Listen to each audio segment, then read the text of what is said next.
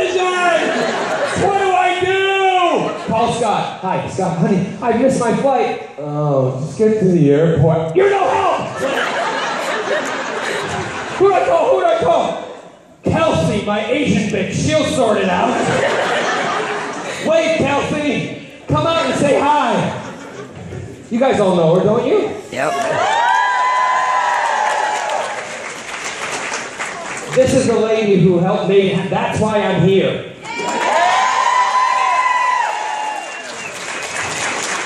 That is so stereotyped. Don't bow.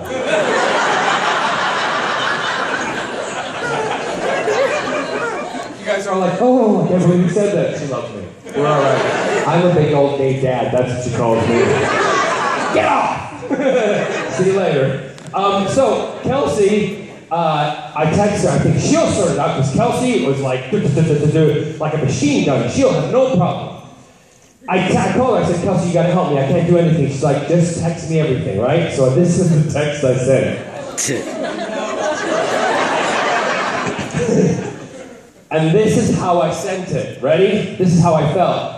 Okay, call United, get me on the next United direct flight, book it, change the ticket, but also tentatively hold me on something on Air Canada, and I will pay for it when I get to the airport. That's all I can think of doing. So get me the next United Airlines flight, book it already. I use my ticket, my current record locator, number change, ticket, okay, bye. I did not do drugs.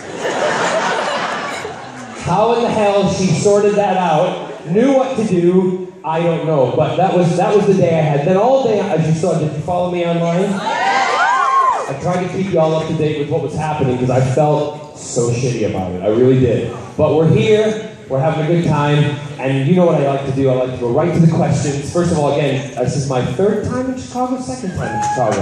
Yeah. But this is my home, third. Second here, one and another one. Don't tell Wizard World. Yeah, and I'm coming back at some point. I'll be up in, my sister and I have decided we're going to do a smaller little con up in Milwaukee, so we can so come up. We're gonna do our book thing up in Milwaukee, and I'm also going to do my other things. Yeah, so I'm going to go to questions, but first of all, thank you again. You guys make my life a dream, and that's why I love you. That's why I'm honest with you, because I could have lied to you yesterday. I could have said, you know, oh, the airline screwed up. I thought, no, they're better than that. And also they'll find out. And then I'm in trouble. Yes, love, first question. The mic for the questions, is it on? No? I always say, just hold on to it, speak in it, pretend it's me.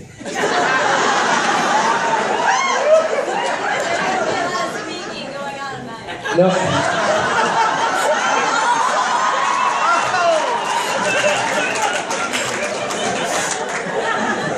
I love a sassy dollar. Where's your plunger? And your probe. 10:43. Yeah, is her mic on, guys? Sound, guys? There's very official people walking down here. Look, are you coming to get me? Oh no, you got your VIP seats. Yeah, good for you. Where the hell have you been? You overslept!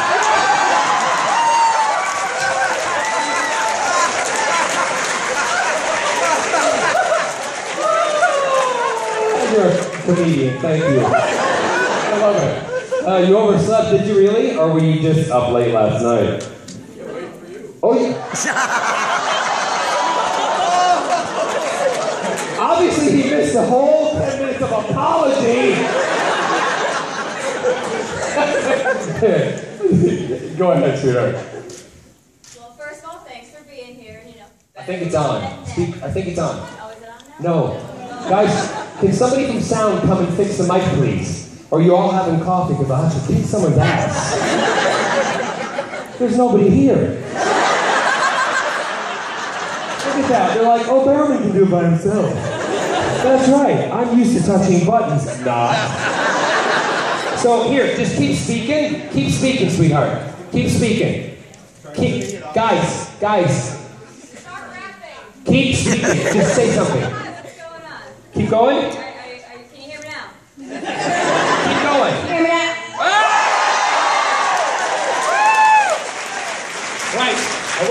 want you to sing something. Ready? Just start singing. Go. But that's what I was going to ask you. I will do it in a second, but you start singing. Go.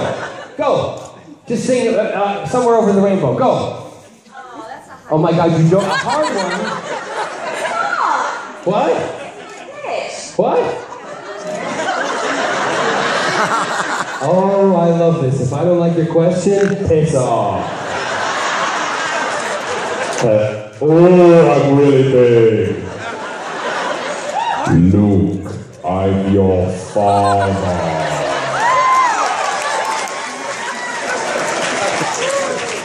Thea, I'm your father.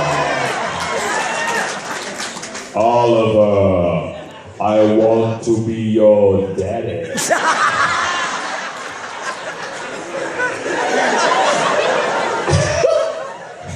I've had way too much coffee this morning. Either that or there was something in my moisturizer that's gone into my bloodstream. Go ahead, sweetheart. Okay. So, what I was wondering was if you could sing For the Longest Time by Billy Joel. I don't know it. No. You guys ready? 5, 6, 7. Oh, for the longest time. Oh, for the longest I was late. I don't know. I don't know the words. Yeah, no, I don't know the words, but I'll sing. Well, go ahead. Well, I had some friends who couldn't make it to the panel. You know, they're not salty about it because they're going to see you in New York. They're not salty about it. Is this the new term of lingo? I'm really upset with you. I'm so salty. Well, let me lick you then. Because I love salt. I'm not opposed. What? Oh my. You're not opposed. Yeah, we might have a question or two about that one, because I'd be like, what do you do? Oh, but there's a couple of lesbians out in front who will help me out.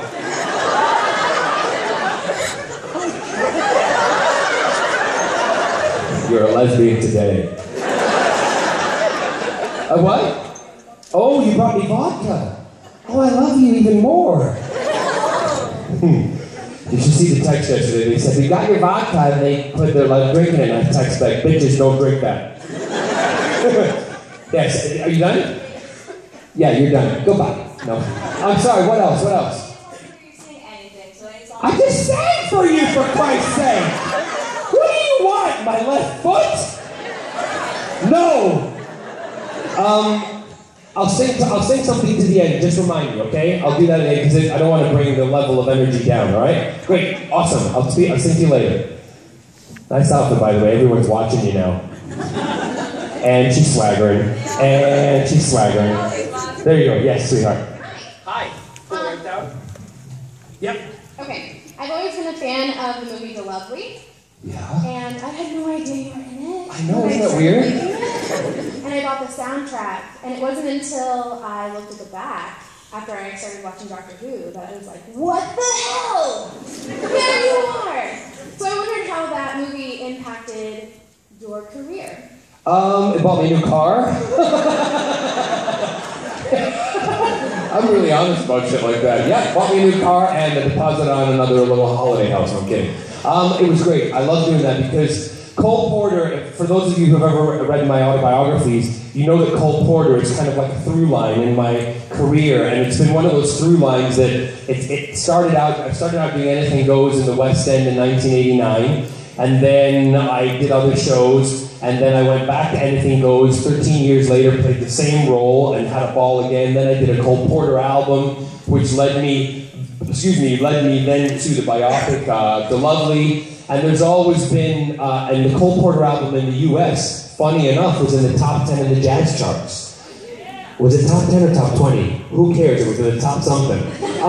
So I have, those kind of things, those are those little surprises. And The Lovely was a surprise for me because I was asked to go to Cannes, the film festival. And I rang up, they called me and they said, we want to bring you to Cannes because we're bringing all the vocalists and all the people who played roles that were around Cole Porter. We're going to do a big concert.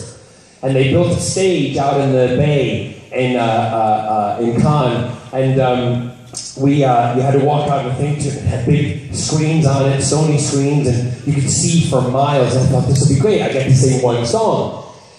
That all changed. Again, something happened because Robbie Williams got sick. So in the UK, they're like, oh my God, who can we call?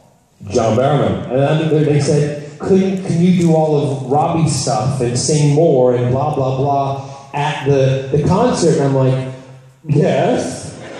Not a problem. Do you want me to do Robbie Williams? I'd be happy to. You guys know who Robbie Williams is? Yeah. Good. So I then went there, and when I got there, I thought, this is going to be awesome, but they then treated me like Robbie Williams, which was wicked because I was being driven everywhere. You know, this is before a lot of things had changed for me, you know, really. And I was being driven everywhere. When I got to my hotel room, it was like a palace. And they told me when I checked in, Mr. Barrowman, you have carte blanche to order anything that you want. So you know what I did? I didn't do anything for myself. All of the dancers and the group that were with us performing were all people that I worked with in the West End and the ensemble. They weren't given anything. So I brought them over to my hotel room, and we bought 30 bottles of champagne. I figured Robbie would probably spend about maybe 20 to 30 grand on booze. So I budgeted. I was responsible. I bought Berkeley Co. and a couple of Doms, and I bought we had a great time. There was a couple of bottles of Cristal, but I won't tell you what happened to them. So we ordered all the booze, we ordered all the food, and I had a party for everybody till after we did the big concert, and everybody else went off to their posh party with their gowns, and oh yes, it was lovely, wonderful, da-da-da. I had a party where we were naked. And we were swimming, we were doing all sorts of stuff. And in the book, the breakfast that I had, you know, I think in one of my books I have a picture of me sitting, getting my hair done or something like that, because I had a makeup artist and a hair person there to do stuff. I didn't have any hair hardly. And they're like, can we fix you? I'm like, you can do whatever you like, but I'm eating this egg fajita. So for me, the show led me to a different place, but also the fact I was able to share the success that I had with other people on the budget of MGM, which was awesome.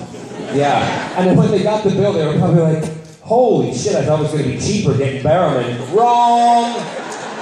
One thing, I'm good value, but I ain't cheap.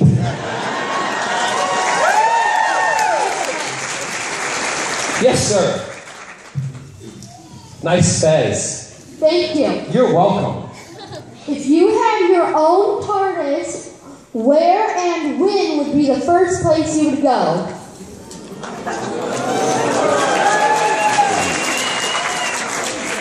That's the kind of question I love. I love other questions. That's great. I have... Okay, I've got two things. Actually, three. Can I do three? Yes. Thank you so much, kind sir. Kind Dr. Oh yay, one with the fez on.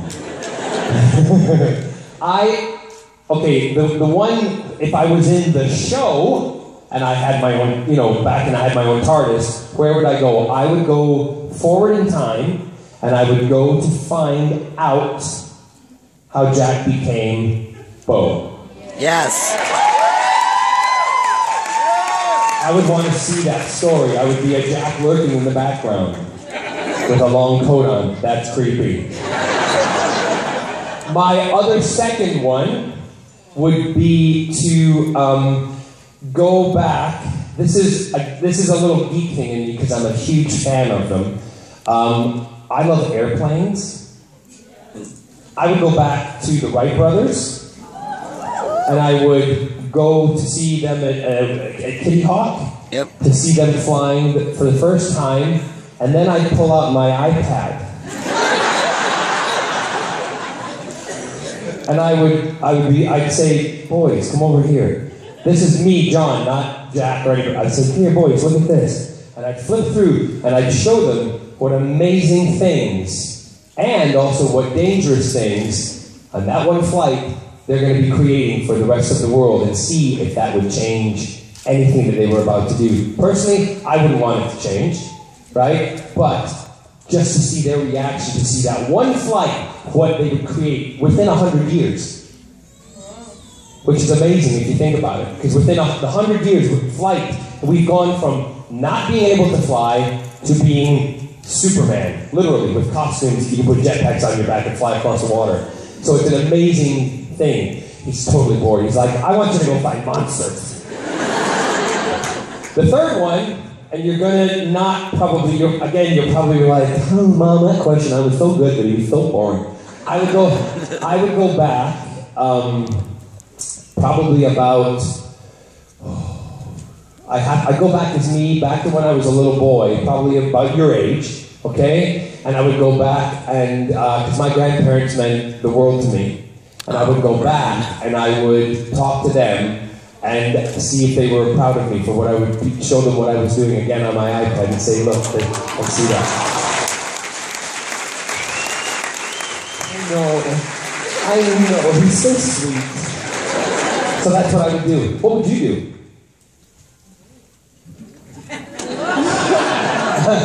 Clean, not on the playground. You want to think about it? I'm thinking. Okay.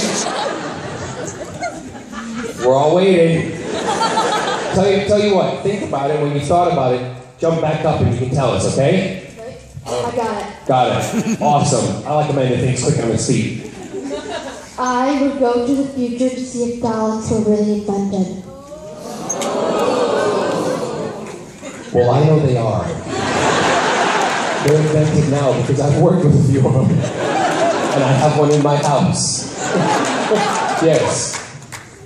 Well, I can't dance for you without any. It would be like, it's stupid dancing. It's like, yeah, you do some beatbox for me. Go.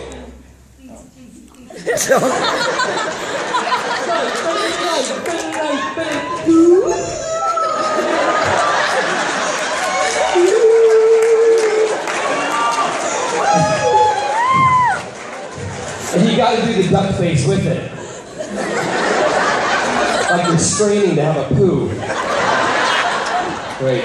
Yeah, so I would say, but technically dancing, I was probably the better mover. Thank you. Yeah, you're welcome. That was a dancing sequence that we did when I was up in, that was the first sequence that I shot when I started Doctor Who. That was the one in front of Big Ben. On my spaceship. Yeah, which no longer exists. And we were dancing, and everybody was ready to go home because it was Christmas. So they've been filming. I knew I was going to play Jack the whole first half of the series, but wasn't coming in until just before Christmas. And so I arrived like, yes, I'm a Doctor Who! Oh yeah! Dream come true! Job, everything! Yes! I walked down there like, can we hurry up? We're ready to go home. It's Christmas.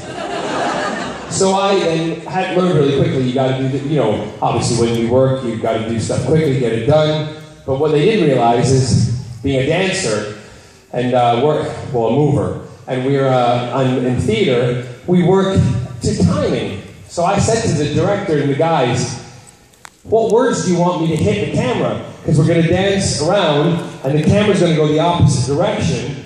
And if you want me to hit, so you get her line and my line, just tell me what words. So they told me, they're like, you can't do that. I'm like, watch me. Didn't tell them that, I was able to. Said, tell me the words. So they told me the words, and we went, da-da-da-da-da, Billy's line, camera, my line, camera, and around Billy's line, camera, my line, camera, and we went around, kept doing it, and then they went, cut, and I went, see? You'll be getting home before Christmas. So yeah, that was one of the fun days, and so that's why I say I'm a better dancer. Yes! Hi.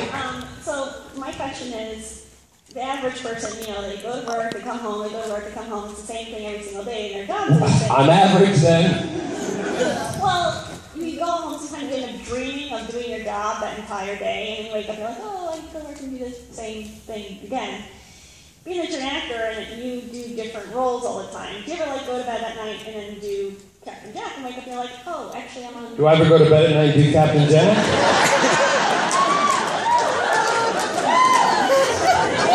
That would be creepy. But I do have the Captain Jack coat and outfit, and Scott has a doctor outfit.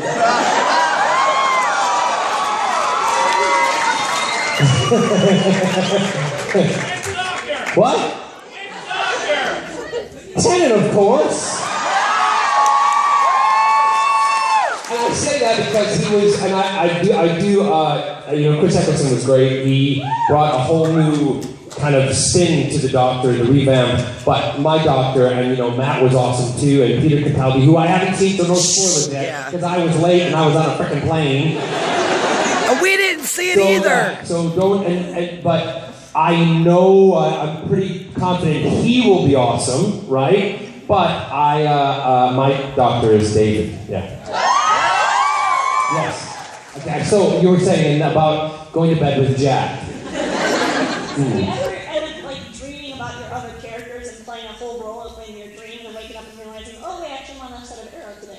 I got a number you can call for help.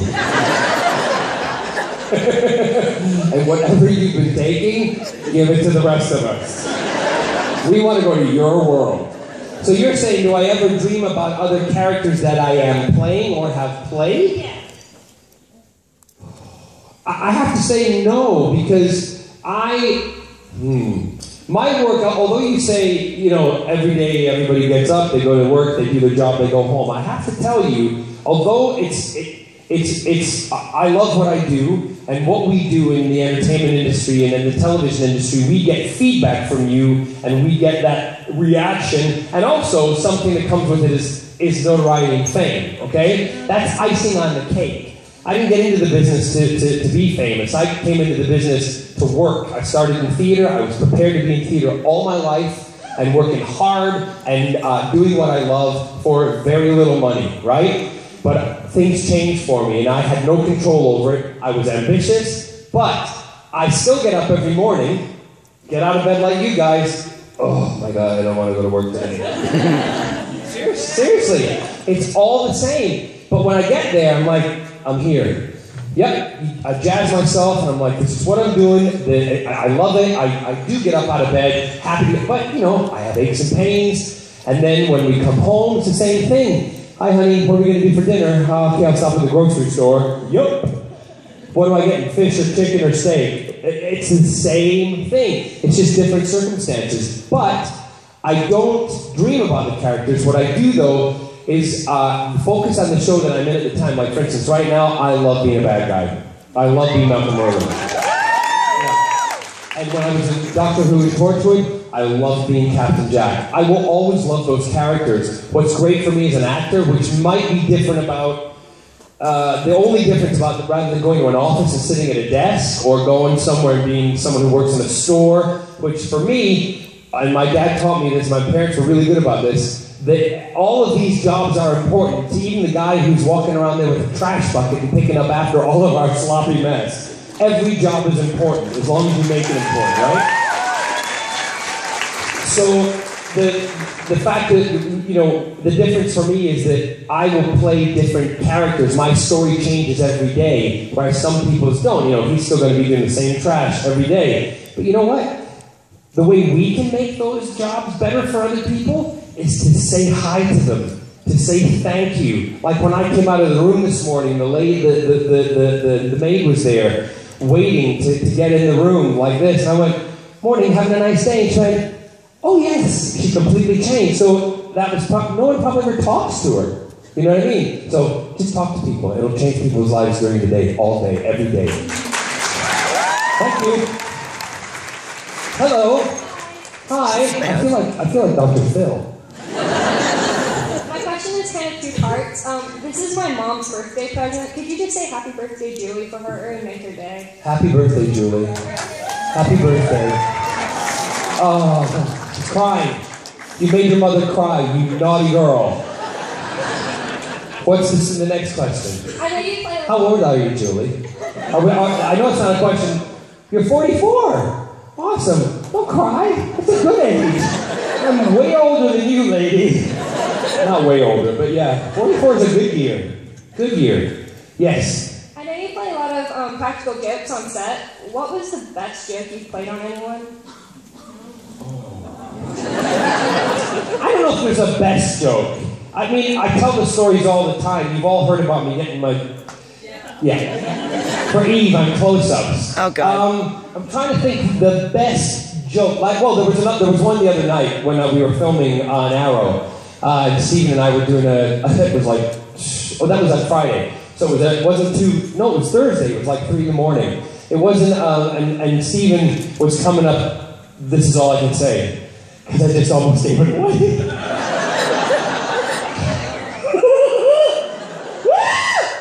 Oh my gosh. I've been like that. Warner Brothers here. I'm sorry. DC, I'm sorry I said it. No, we were doing a scene. Talking. And, those are the things I dream about. That's the stuff I dream about, yeah.